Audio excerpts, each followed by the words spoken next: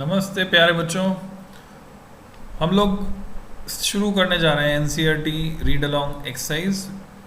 अगला लेक्चर है lecture number 14। Class 12 के टॉपिक्स हम डिस्कस कर रहे थे जो कंपटीशन के लिए इक्वली वैलिड हैं। तो आप अपनी अपनी एनसीईआरटी खोल सकते हैं बच्चों। इक्वी पोटेंशियल सरफेसेस के बारे में पढ़ेंगे इस लेक्चर में, और उसके अलावा हम एक रिलेशन एस्टेब्लिश करेंगे between electric field and potential. So let's start. Equi potential surfaces बच्चों, ये है page number 60, book 1, NCERT book 1, article 2.6। तो जैसा नाम से ही पता चल रहा है, equipotential surface is a surface with a constant value of potential at all points on the surface. जैसा हम देख सकते हैं, for a single charge q the potential is given by v equal to K Q by R. Last term पे हमने derive किया था, k is 1/4 pi epsilon 0 q times q upon r. This shows that v is a constant if r is constant, क्योंकि q fix है given charge के लिए। Thus equipotential surfaces of single point charge are concentric spherical surfaces centered at the charge. ये जैसे कि आप यहाँ देख पा रहे हैं डायग्राम में, तो इस तरह से ये सिचुएशन रहेगी। Okay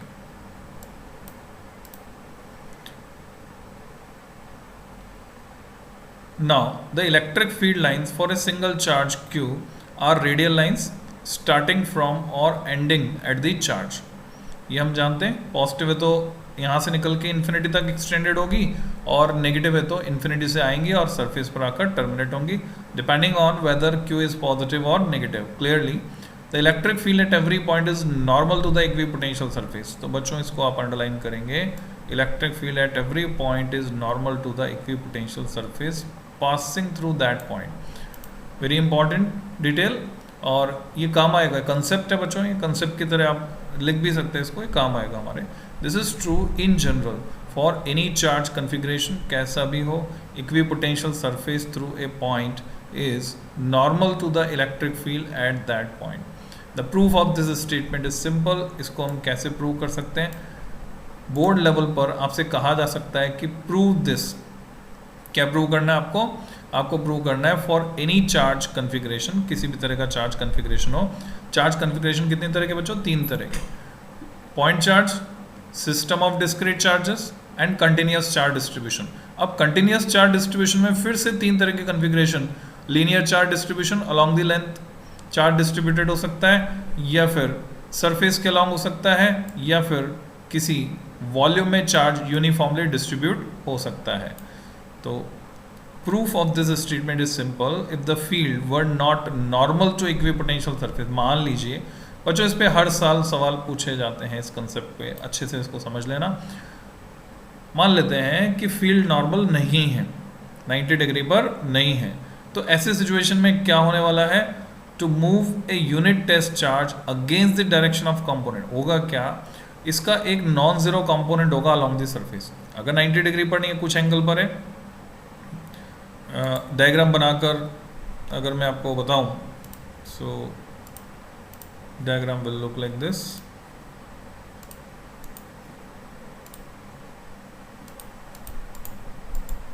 okay, here is canvas. मान लीजिए this is an equipotential surface, और इलेक्ट्रिक फील्ड इसके परपेंडिकुलर ना होकर कुछ एंगल पर है बच्चों, ठीक है। इलेक्ट्रिक फील्ड जो है परपेंडिकुलर ना होकर कुछ एंगल पर है। तो ऐसे सिचुएशन में जब मैं इसके 2 कंपोनेंट्स लूँगा, एक कंपोनेंट आएगा परपेंडिकुलर टू दी सरफेस, उससे हमें कोई आपत्ति नहीं है। दूसरा कंपोनेंट जो पैरेलल टू दी सरफेस आएगा, इससे हमें आपत्ति है। इलेक्ट्रिक फील्ड अगर अलॉन्ग दी सरफेस हुआ, तो किसी चार्ज को अगर मैं मूव करवाता हूँ, सपोज यहाँ से पॉइंट ए से किसी पॉइंट बी तक अगर हम मूव करते हैं अलॉन्ग द इलेक्ट्रिक फील्ड, वो चार्ज जा रहा है, अपने आप जाएगा बच्चों, उसकी खुद की एनर्जी खर्च होगी, वो खुद वर्क करेगा, सिस्टम वर्क करेगा। और हम जानते हैं कि अगर 2 पॉइंट सेम इक्विपोटेंशियल सरफेस पर हैं, वर्क डन 0 होता है। क्योंकि वर्क डन क्या होता है, वर्क डन होता है चार्ज इनटू पोटेंशियल डिफरेंस। किसी इक्वी पोटेंशियल सरफेस पर किसी चार्ज को मूव करने में किया हुआ वर्क हमेशा ज़ीरो होता है बिकॉज डी वी ज़ीरो है। तो ये parallel component is not possible, ये संभव नहीं है कि कोई कंपोनेंट पैरेलल हो। To move a unit test charge against the direction of the component of the field work would have to be done, but this is in contradiction to the definition of an equipotential surface. क्योंकि इस पे तो potential same रहना है। There is no potential difference between any 2 points on the surface and no work is required to move a test charge on the surface. The electric field must therefore be normal to the equipotential surface at every point. ऐसा होना ही चाहिए। तो ये prove हो गया। और कैसा proof है, कैसा प्रूफ बोलेंगे बच्चों इसको? क्या ये न्यूमेरिकल प्रूफ है? जवाब है नहीं, न्यूमेरिकली नहीं प्रूव किया हमने, थियोरेटिकली प्रूव कर दिया हमने। This is theoretical proof. Equipotential surfaces offer an alternative visual picture in addition to the picture of electric field lines around a charge configuration. इससे भी हम डिटरमाइन कर सकते हैं। जैसे ये जो डायग्राम आप देख रहे हैं काफ़ी इंपॉर्टेंट है, कई बार एग्जाम में पूछा जा चुका है। You have to prepare this. और दीज डायग्राम सभी पूछे जा चुके हैं अलग अलग टाइम पर। Equipotential surfaces for a uniform electric field. Equidistant parallel lines क्या दिखा रही हैं कि इस रीजन में इलेक्ट्रिक फील्ड यूनिफॉर्म है, और यूनिफॉर्म इलेक्ट्रिक फील्ड जहां होता है उसको हम इक्विडिस्टेंट पैरेलल लाइन से दिखाते हैं, डायरेक्शन में भी यूनिफॉर्म, मैग्नीट्यूड में भी यूनिफॉर्म। तो जो सरफेसेस, ये प्लेन्स को अगर मैं नाम दे दूं, पहले वाले को ए, इसको बी, इसको सी, तो ए पर पूरे पर पोटेंशियल सेम है, बी पर अलग से ए से कम होगा नो डाउट। जैसे जैसे हम फील्ड लाइन की डायरेक्शन में जाते हैं पोटेंशियल डिक्रीज होता जाता है, और सी पर और भी कम होगा, पर इंडिविजुअली ए पर पोटेंशियल पूरे पर सेम होगा, बी पर पूरे पर सेम होगा, सी पर पूरे पर सेम होगा, चाहे ये फील्ड यूनिफॉर्म हो चाहे नॉन यूनिफॉर्म हो। नॉन यूनिफॉर्म होगा तो भी सेम होने वाला है। कैसे? देखो, पहले डायग्राम हम ये देख चुके हैं, मैं एक बार फिर से याद दिलाता हूँ बना के। मान लीजिए ये पॉइंट चार्ज है, तो इलेक्ट्रिक फील्ड लाइंस कैसे जाएंगी? Radially outward. तो इलेक्ट्रिक फील्ड कैसा हुआ? डाइवर्जिंग लाइंस आप देख रहे हैं। Electric field is non uniform. और अगर मैं कोई सरफेस कंसिडर करता हूँ, मान लीजिए ये फुटबॉल का एक पैच है, पूरी फुटबॉल अगर मैं बनाता हूँ, ये पूरी ball it will look like this, और ये सिर्फ एक पैच है उस फुटबॉल का।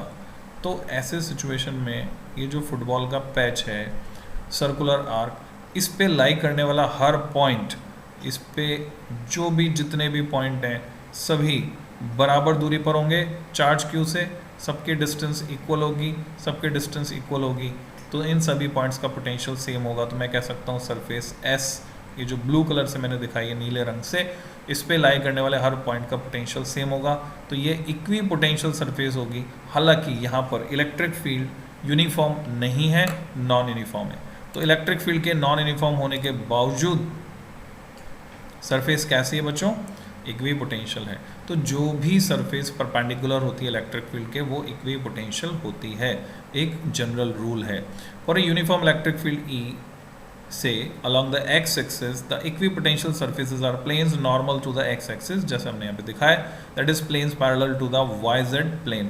yz डायरेक्शन में ये हैं, हम x इधर मान लेते हैं, y ऊपर मान लेते हैं बच्चों, और z पॉजिटिव बाहर की तरफ है, अंदर की तरफ माइनस z है, जो डिफॉल्ट से हम लेते हैं इन जनरल, बाकी घुमा सकते हैं एज पर नीड।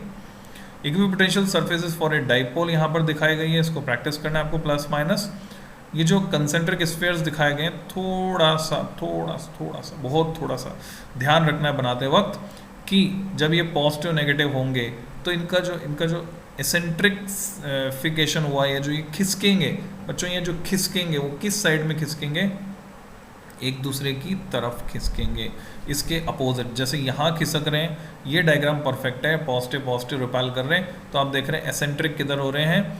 इधर से, यानी यहाँ पे मैं डायग्राम में दिखाऊँ, यहाँ से तो डिस्टेंस कम होती जा रही है और इधर से बढ़ती जा रही है। शुरू में भले ही ये गोले को इधर खिसका दिया गया दूर, और बाद में आप देख रहे हैं, तो ये थोड़ी सी प्रैक्टिस करके आपको बना लेना है। तो ये हो गया डाइपोल की वजह से, और ये हो गया like charges, two identical positive charges. बाकी और भी आप एक्सरसाइज कर सकते हैं, प्रेडिक्ट कर सकते हैं। अब हम बात करते हैं relation between field and potential, जो कि बहुत ही इंपॉर्टेंट रिलेशन है जिसका इस्तेमाल हम करते हैं। ये परफेक्ट रिलेशन है, हालांकि इम्परफेक्ट रिलेशन भी हम यूज़ करते हैं। हम जानते हैं E होता है KQ/R² और V होता है KQ/R। तो जो इम्परफेक्ट रिलेशन जिसको मैं कह रहा हूँ वो ये है, कई फॉर्मूले कई क्वेश्चन इससे सॉल्व हो जाते हैं बच्चों। E = हमें पता है वोल्ट पर मीटर, तो V/R, वोल्ट पर मीटर। हम ये डायरेक्टली यूज़ कर लेते हैं, but this is not perfect relation. क्यों नहीं है परफेक्ट? क्योंकि ये जो V है वो तो स्केलर है बच्चों, स्केलर क्वांटिटी, और ये जो E है ये एक्चुअल में वेक्टर है। और वेक्टर और स्केलर को जब भी हम रिलेट करेंगे वहाँ पर एक स्पेशल टर्म आ जाएगी, उसको हम क्या बोलते हैं? ग्रेडियंट। ग्रेडियंट वहाँ पर आ जाएगा। जब भी किसी क्वांटिटी का change with respect to time लेते हैं बच्चों, उसको बोलते हैं रेट ऑफ चेंज। ठीक है, रेट ऑफ चेंज। जब विद रिस्पेक्ट टू डिस्टेंस ये चेंज लिया जाता है उसको बोलते हैं ग्रेडियंट। और यहाँ पर आप लोग फैमिलियर हैं वेलोसिटी ग्रेडियंट। अगर मैं लिखता हूँ तो 11th क्लास में आपने पढ़ा था dV/dr। पानी जब बहता है पाइप में, तो पाइप में जब पानी बह रहा है तो जो लेयर्स बीच वाली हैं वो ज़्यादा वेलोसिटी से जाएंगी, उसके पास वाली लेयर्स की वेलोसिटी कम होती चली जाएगी। जो लेयर पाइप की वॉल के कांटेक्ट में है वो ऑलमोस्ट रेस्ट पर रहेगी। तो वेलोसिटी आप देख रहे हैं सेंटर की तरफ जैसे जैसे मैं जा रहा हूँ वेलोसिटी बढ़ रही है। तो डिस्टेंस के साथ वेलोसिटी का वेरिएशन अगर मैं दिखा रहा हूँ dV/dr, उसको बोलते हैं वेलोसिटी ग्रेडियंट। इसी तरह से बच्चों ये है छत, घर की छत। अभी तेज गर्मी पड़ रही है, सूरज चमक रहा है, सूरज देवता सब चमक रहे हैं और छत गर्म हो रही है। अब क्या हो रहा है, ये धीरे धीरे RCC की स्लैब ऊपर से गर्म होती चली जाती है और दिन के 1-2 बजे के बाद ये जो सीलिंग फैन आपने लगा रखा है ये गर्म हवा देना शुरू कर देता है, क्योंकि ये गर्मी यहाँ तक पहुँच जाती है पेनिट्रेट करके। तो RCC की जो स्लैब है जितनी थिक है, ऊपर दूचड़ा भी पड़ा है, छत जैसे बनती है तो आपको पता है। तो जैसे जैसे गर्मी नीचे पहुँचती है एक टेम्परेचर ग्रेडियंट सेट हो जाता है और उसको हम क्या बोलते हैं, किससे दिखाते हैं? dT/dr।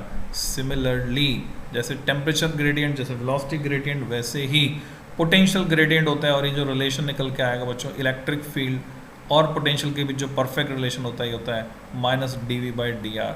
Negative of potential gradient कहाँ से आया? तो हम चलते हैं फिर से क्लास 11th में। क्लास 11 में आपने फोर्स जो कि वेक्टर है और पोटेंशियल एनर्जी जो कि स्केलर है उनके बीच रिलेशन पढ़ा था। ये परफेक्ट रिलेशन था। अगर फोर्स कंजर्वेटिव है तो -du/dr, और डायरेक्शन के लिए मैं लगा देता हूँ r, जिसको हम कैसे दिखाते थे। You have to learn how to represent it, वो भी आपको आना चाहिए बच्चों। जो विदेशी किताबें हैं, फॉरेन राइटर्स, फॉरेन ऑथर्स जब लिखते हैं तो इसको ये सिंबल डेल बोलते हैं, इसको इससे दिखाते हैं ग्रेडियंट को। हम इसको ग्रेड लिखकर भी दिखा सकते हैं।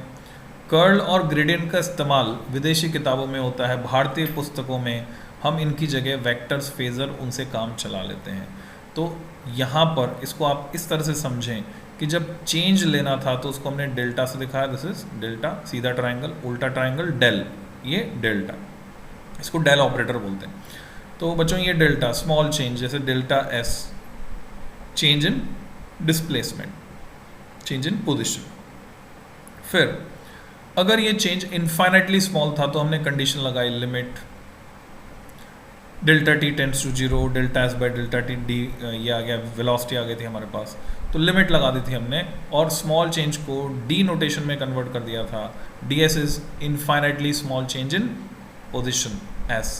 और अगर इसी चेंज को मैं पार्शियली एक्सप्रेस करूं अलॉन्ग x एक्सिस अलग से, अलॉन्ग y एक्सिस अलग से, अलॉन्ग z एक्सिस अलग से, तो हम इसको बच्चों इस सिंबल से दिखाते हैं। ये क्योंकि जैसे घुंघराले बाल, अभी क्या हुआ, मैंने भी कटिंग नहीं कराई बच्चों, बाल बहुत बढ़ रहे साइड से, है ना, खतरा, डर, कटिंग नहीं कराई। चलो मैं चले भी जाऊँ, घर वाले राजी नहीं है कि आप जाके कटिंग करो। तो बाल क्या होते हैं, बड़े बच्चों घूम जाते, कई लोगों के बाल घुंघराले बाल होते हैं, उनको बोलते curly. So this symbol is called curly, CURLIE। पर इसको हम डेल भी कह देते हैं। हालांकि डेल ऑपरेटर ये है जो आप देख रहे हैं, दिस इज डेल ऑपरेटर, पर इसको भी हम डेल कह देते हैं जब चेंज लिया जाता है पार्शियल एक्स एक्सिस के रिस्पेक्ट में अलग, वाई एक्सिस के रिस्पेक्ट में अलग, जेड एक्सिस के रिस्पेक्ट में अलग, तो उसको हम कर्ली या डेल सिंबल से दिखाते हैं। तो अभी समझते हैं यहाँ पर क्या रिलेशन है। Consider two closely spaced equipotential surfaces A and B. ये दो सर्फेसेस जैसे दो लेयर्स थी, कहाँ पर फ्लूइड मैकेनिक्स में, एक वाटर पानी की एक सरफेस दूसरी सरफेस के ऊपर से बह रही थी, वैसे मान लीजिए दो सरफेसेस हैं with potential values V and V plus delta V. थोड़ा सा डिफरेंस है, यहाँ पर वी है तो यहाँ वी है तो यहाँ वी प्लस डेल्टा वी है। Where delta V is the change in V, potential में चेंज है in the direction of the electric field, electric field की डायरेक्शन में जाने पर। Let P be a point on the surface B, B surface पर कोई P है point. Delta L is the perpendicular distance of the surface A from P, surface A से surface B की distance, point P की distance वो है delta L. Okay, imagine that a unit positive charge is moved along this perpendicular, इस direction के along, इस direction में perpendicular direction में यूनिट पॉजिटिव चार्ज को हमने मूव किया from the surface B to surface A तक, उसको लाए। अगेंस्ट द इलेक्ट्रिक फील्ड लाना होगा, क्योंकि इलेक्ट्रिक फील्ड की डायरेक्शन में अगर मैं जा रहा हूँ तो पोटेंशियल डिक्रीज होता है, पर यहाँ आप देख रहे हैं पोटेंशियल बढ़ रहा है, v है तो यहाँ v प्लस डेल्टा वी है, पोटेंशियल बढ़ रहा है मतलब हम इलेक्ट्रिक फील्ड के अपोजिट डायरेक्शन में जा रहे हैं बच्चों, कंसेप्ट है। Okay, then the work done in this process is E delta L. Work done E delta L क्यों है? देखो यूनिट पॉजिटिव चार्ज है तो फोर्स कितना हुआ, चार्ज इनटू फील्ड। अब चार्ज तो 1 है तो फोर्स फील्ड के बराबर है, तो ये जो E का मैग्नीट्यूड आप देख रहे हो ये फोर्स के मैग्नीट्यूड के बराबर है, और ये डेल्टा एल है डिस्प्लेसमेंट, और फोर्स इनटू डिस्प्लेसमेंट क्या होता है सभी जानते हैं, force into displacement work done होता है बच्चों। तो this is work done, this work equals the potential difference VA minus VB, VA minus VB potential difference के बराबर होगा। 10 E इंटू डेल्टा एल हम क्या करेंगे, अब ये VA माइनस VB के बराबर क्यों हो गया, क्योंकि बच्चों चार्ज तो यूनिट है, अदरवाइज क्या होता Q times VA minus VB होता, तो अभी चार्ज तो यूनिट चार्ज है इसलिए VA माइनस VB। ये हमने लिख दिया माइनस डेल्टा V, तो E यहाँ से आ गया minus delta V by delta L. अब फिर से आप ये पूछ सकते हैं कि यहाँ फाइनल माइनस इनिशियल क्यों नहीं किया, इनिशियल माइनस फाइनल क्यों किया। आप चाहें तो इसको मैथमेटिकली डील करें, चाहे तो फिजिकली देख लें। जब हम जा रहे हैं लोअर टू हायर पोटेंशियल, तो work lower to higher potential कौन जा रहा है, पॉजिटिव चार्ज जा रहा है, लोअर टू हायर पोटेंशियल अपने आप नहीं जाएगा, एक्सटर्नल एजेंसी को वर्क करना पड़ेगा, और सिस्टम जो वर्क कर रहा है वो नेगेटिव होगा, एक्सटर्नल एजेंसी जो वर्क करे वो पॉजिटिव होगा, that's why negative sign should be here. तो E आ गया हमारे पास, E की वैल्यू आ गई minus delta V by delta L. यहाँ से ये फॉर्मूला डिराइव हुआ, छोटा सा डेरिवेशन आप तैयार कर सकते हो, और कंपटीशन के लिए डायरेक्टली फॉर्मूला हम यूज़ करेंगे। Since delta V is negative तो we can rewrite equation, अगर इस डायरेक्शन में पोटेंशियल डिक्रीज हो रहा होता तो ये प्लस हो जाता, equal to minus delta V by delta L plus delta V by delta V। Thus arrive at two important conclusion, जो यहाँ से निष्कर्ष निकले हैं वो ये है, electric field is in the direction in which the potential decreases steepest, सबसे ज़्यादा तेज़ी से घटता है जिस डायरेक्शन में, उस डायरेक्शन में इलेक्ट्रिक फील्ड होता है जिस डायरेक्शन में पोटेंशियल सबसे ज़्यादा तेज़ी से घटता है। यानी आप खड़े हैं खुले मैदान में, इधर भी जा सकते हैं, इधर भी जा सकते हैं, सामने भी जा सकते हैं, तो किस डायरेक्शन में इलेक्ट्रिक फील्ड होगा, जिस डायरेक्शन में जाने पर पोटेंशियल सबसे ज़्यादा तेज़ी से डिक्रीज होगा वो direction. Its magnitude is given by the change in magnitude of potential per unit displacement normal to the equipotential surface at the point.